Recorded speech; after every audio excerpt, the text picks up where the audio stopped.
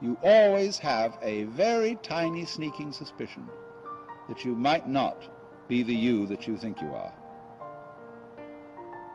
The Germans call it a Hintergedanke, a thought way, way back in your head that you will hardly admit to yourself.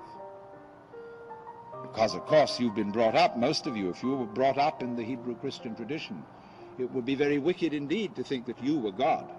That would be blasphemy. And don't you ever dare think such an idea. Which, of course, is all as it should be, because the show must go on.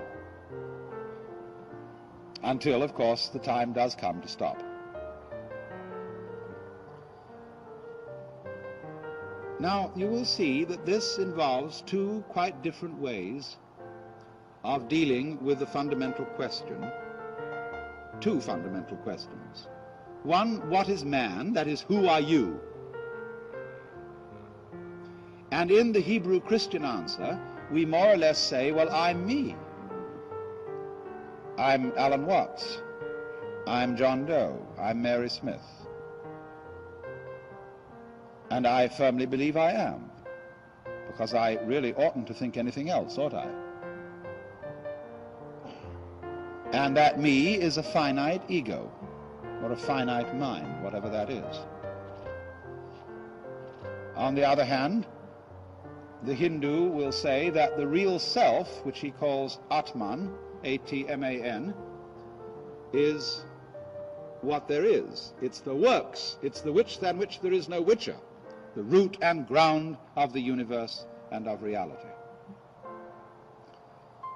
The next problem where they differ so sharply is, well, why have things gone wrong? Why is there evil? Why is there pain? Why is there tragedy? Now, in the Christian tradition, you have to attribute evil to something else besides God. There, God is defined as good. And he originally created the scheme of things without there being any evil in it. But there was a mysterious accident in which one of the angels, called Lucifer, didn't do what he was told. There was a fall of man. Man disobeyed. He went against the law of God. And from this point, evil was introduced into the scheme of things, and things began to go wrong, that is to say, against the will of the perfectly good Creator.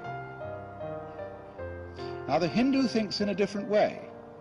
He feels that the Creator, or the actor, is the author of both the good and the evil.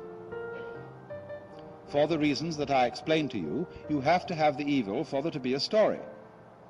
And in any case, it isn't as if the Creator had made evil and made someone else its victim.